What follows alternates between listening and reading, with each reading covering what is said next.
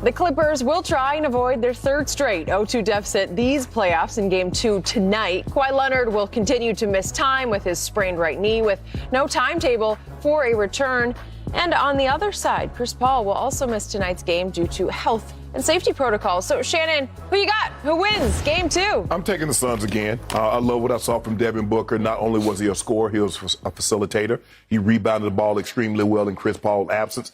And I love, the guys, Bridges and Crowder and Cameron Johnson and Artis Payne, DeAndre Ayton, all those guys did their role, Skip. And that's what we've seen from the Suns, Skip. Yes, Devin Booker has been sensational. Yes, Chris Paul, once he got past that injured shoulder in the Lakers game, and I think it was Game 5 and 6, he was phenomenal. But all these other guys, you see Crowder, all of a sudden he catch fire from three. And we see Mikal Bridges, who can defend and make three. Cam Johnson came in and made a couple of big threes. Those guys are playing really well, and they can defend. So they're going to have to do a better job of keeping the Clippers off the three-point line because they shoot a high percentage. And the one thing that you don't want to have happen on a team that can shoot a high percentage for three, for them to get volume. Because the percentages says that if you let them get what they got the other day, Skip, I'm surprised that the Clippers actually didn't win this game because they made 23s. We saw what they did when they made 23s against Utah. They tracked them down. Well, they always shoot a high percentage, but they normally make 13, 14. You start letting them get into that 18, 20, 21, 22 range, you're asking for trouble. But I think Monty Williams will coach these guys to do a better job of running them off the three-point line. And so with that being said, Skip, Terrence Mann came back to reality. He played, 27 minutes, had 9 points, a far cry from the 39 minutes that he had Friday night. So I'm going to take the Suns in a very close ball game.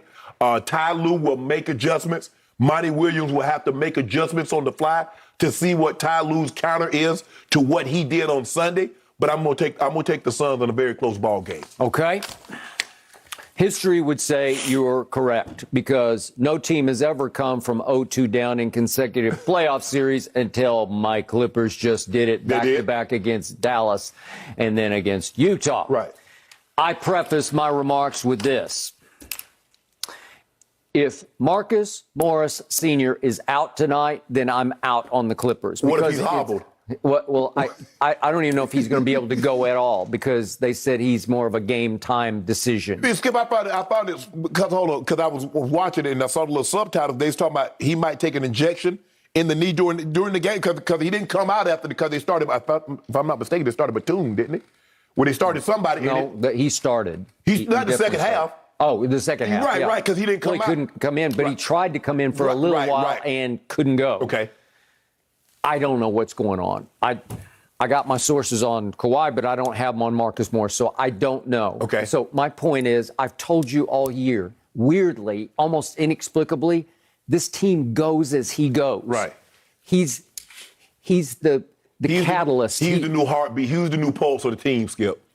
What's that? He's the new pulse, the heartbeat of the team. Because he's a baller, man, and he's been there and done all that, and he's a tough guy. Yes. He's a mentally tough guy. He is.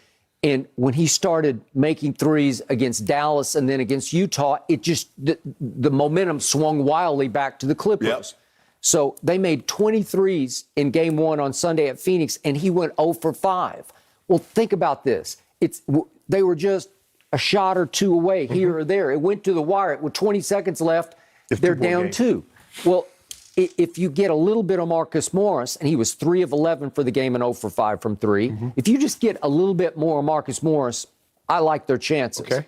But if he cannot go, if he's lost for this game and maybe going forward, then it's enough to lose Kawhi and overcome that. But that would be too much because that would mean you've lost 2 of your 3 best players. Well, okay, game over. Thank you very much. We'll try again next year. So I preface with that, but I don't have any idea whether he'll be able to go or not.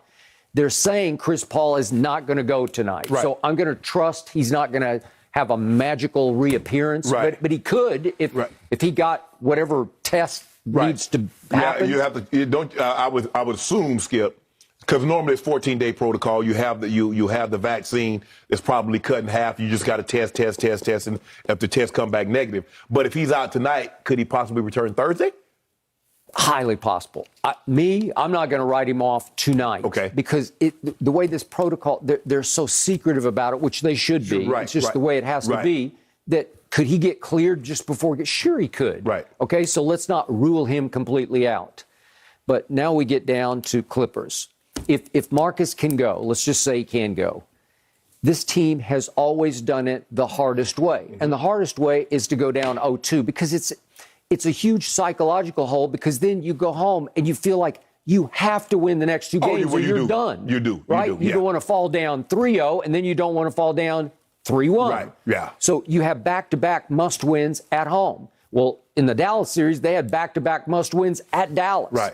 So maybe their psyche is such that they just need this pressure, this hole. They need to dig themselves a hole to dig out of. Well, Skip, I know they won 4 straight against Utah, but I don't think you will not believe they'll win 4 straight against the Suns.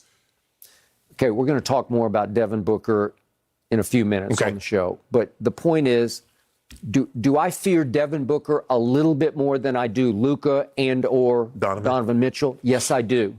I just think there's a touch more mental toughness in him than I see in Luka or Donovan Mitchell, who can come apart in fourth quarters. If you track the fourth quarters of the Luka Clippers games and the Donovan Clippers games, go look at what those two players did in the fourth quarters of 7 games and 6 games. Just check it out.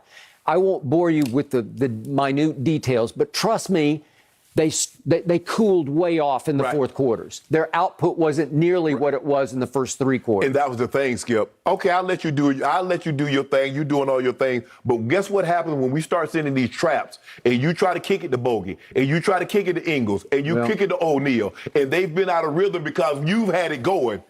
Clank, clank, clank. And that's what happened finally in Game 6.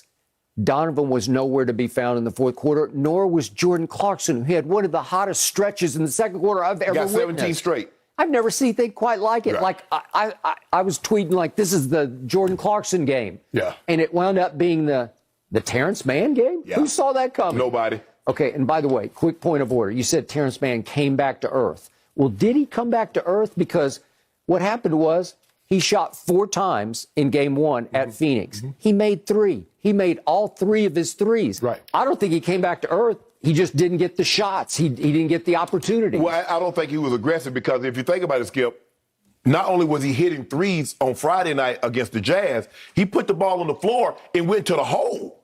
And it got to the point, they're like, Rudy who? Everybody was trying him at the rim. Nobody was intimidated by that Rudy. Because normally, Skip, Rudy goes, well, we got to stay outside the paint. That's Rudy, man. You know the Stifle Tower, man. Defensive player of the year. They're like, ever since Terrence Mann dunked on him, that was the difference. Because, Skip, everybody was the 4-5. Because everybody felt like they had a lane to the basket. Okay. I was saying the same thing when you guys were playing Phoenix in the first round. Because in games 2 and 3, you guys attacked DeAndre Ayton like he was a statue. You tore him up to where I was saying, does he only get to play on the offensive end? Because it was a super highway to the basket for everybody, starting with LeBron. So it's doable and fixable, especially when your coach is Ty Lue and your second in command is Chauncey Billups. And I hope he's getting a job because he's in the midst of a lot of them. He deserves some. Skip, but I think the biggest thing is that Ayton is different than any other big that they played against. You know, Andre Drummond is not the offensive threat that DeAndre Ayton is. Rudy Gobert is not even close. And I think the thing is that what you saw is that people look like, oh, man, Boogie. Boogie had 11 points, but Boogie don't play any defense. He was a minus 11 in 13 minutes because DeAndre Ayton was 4-4 against Boogie in the short little time that he was in the ball game. So now you have to pay attention to him. And what Ayton has done is that he didn't average the points and the rebounds like Yoke, but he held him in check. He didn't let Yoke go get 38 and 20 and 10. So, and you saw what he did. You saw what he did against the Lakers. He was basically a 2015 guy. So if you could continue to get that, Booker's going to give you what Booker. Now the other guys, Mikal Bridges, Crowder, Torrey Craig, all those guys, because remember, Skip, against the Nuggets, the first 2 or 3 games, the most shots that somebody attempted was 14. And everybody had double figures. And again, happened Sunday. 6 guys in double figures. So they are a threat. Book's going to get his. The question is, when the rubber needs to meet the road, will those other guys succumb to the pressure? Okay. Dre Crowder has been in these moments before. He's playing extremely well. Since game, 4 against the Lakers, Jay Crowder's been as good as anybody now, obviously, he hadn't been Chris Paul, but he's been one of their better players offensively because we know he's mainly a D guy. Okay. But he's been phenomenal. Okay, so please explain this to me. Okay. Why did my Clippers have to turn around off their biggest win in franchise history, getting to their first conference finals in 51-year history of the Clippers? They had to turn around in a day and a half and play game 1 at Phoenix. Right. Look at what the Bucks got to do. They won Saturday night. They get all the way until Wednesday. Right.